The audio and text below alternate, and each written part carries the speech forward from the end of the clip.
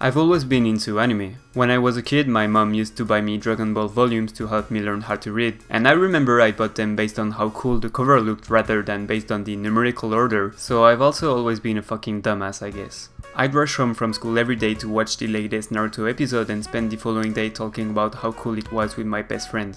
He and I were absurdly invested in this story, dude. It's insane to think about looking back.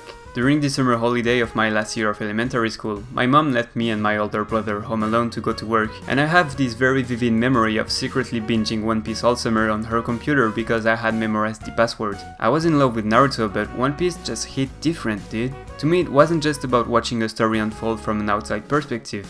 It was about going on a journey with the Straw Hat crew. I cheered, I cried, I laughed along with the characters like I was there with them. Maybe it's because I was a kid, but I was so into it. I to this day believe that the only two reasons you could not like One Piece is if you haven't seen it yet, or if the child inside you is completely dead. No video game, book or even movie comes even close to giving you this feeling of going on an adventure to me. I see this anime as the embodiment of childhood wonder. Sometime later, I was finally legally allowed to use the PC 1 hour a day to play video games or watch anime, so that's exactly what I did. At that point, I was already caught up on Naruto and One Piece, so the next logical step was to start Bleach, because even back then in, I don't know, 2006, 7, 8, 5, 9?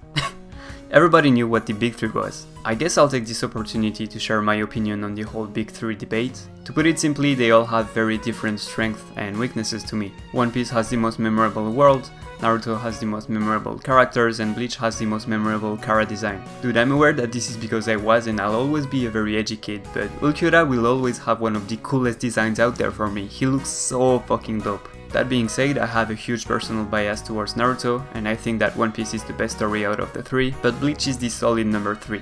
The throne, if you will, is only contested by Naruto and One Piece.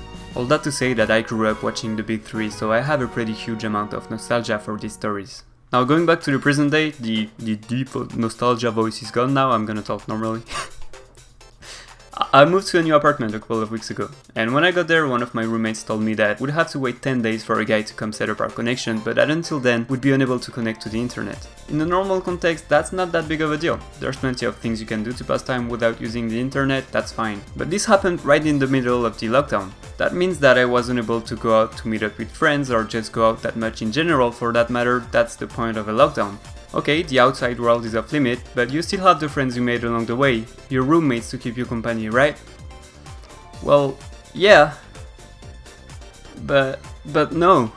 All of these traitors, they went back to their parents' home for the whole 10 days, but I couldn't do that for personal reasons. So there I was, 22 years old, unemployed because of Rona, stranded alone in my small apartment, cut off from any kind of contact to the outside world. Probably the closest I've ever been to Sato Tatsuhiro, like some kind of twisted self-fulfilling prophecy. There I was fucking bored out of my mind. 10 days of nothing is pretty long, bro. I felt like I was in one of those Mr. Beast challenges, except at the end I wasn't becoming a millionaire, but I was just losing my sanity. It was fucking hard, dude. You may think that I'm blowing this out of proportion, since pretty much everyone has some 4G internet included in their phone subscription nowadays, so you're never really cut out from the outside world, but the thing is, I'm a cheap caveman that doesn't have any of that because that shit is super expensive where I live. I'm gonna cut the story short, I kinda lost track of time in there, but at around day 4 or 5 of this endless boredom, I found an old external hard drive while unpacking my last cardboard box. And since I had nothing better to do, I scouted every corner of it in search of any kind of entertainment.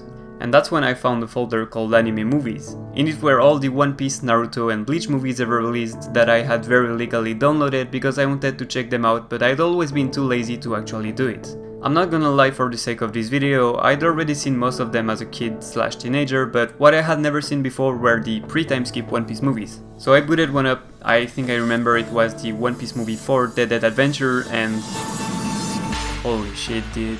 I felt this insane feeling of nostalgia that was so intense, it made me really want to make this admittedly pointless video because I just want to share my experience to not forget it. I want to archive it in a way. It's a very unique feeling because it's not the kind of nostalgia you get from rewatching old or even new episodes.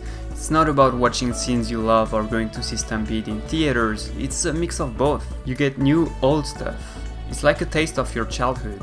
Like you suddenly find out that your favorite childhood game actually had a secret DLC that you get to play now. It's like you're able to go back in time and get a bonus date with your first love. I think you get the point. Watching these movies was easily one of the most cathartic experiences I've ever had watching anime. Now I'm not gonna lie because of my personal bias. Some of them were fucking out of this world, some of them were just okay, and some of them very forgettable, but all of them warmed me up inside in this very lonely time. And it's honestly all that matters to me. So I guess the point of this video is just to tell you that if you grew up watching the big three, but you've never seen any of these movies before, you're really missing out, dude. And I hope that this video will motivate you to watch them.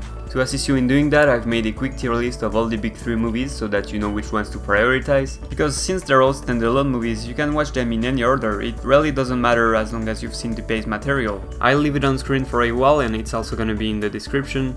This is gonna serve as my outro, I guess. Thank you for watching the video to the end if you did. Please leave a like if you enjoyed it and consider subscribing if you if you enjoyed it. Yeah, I don't know what this video is, dude, to be honest, but I don't know, dude.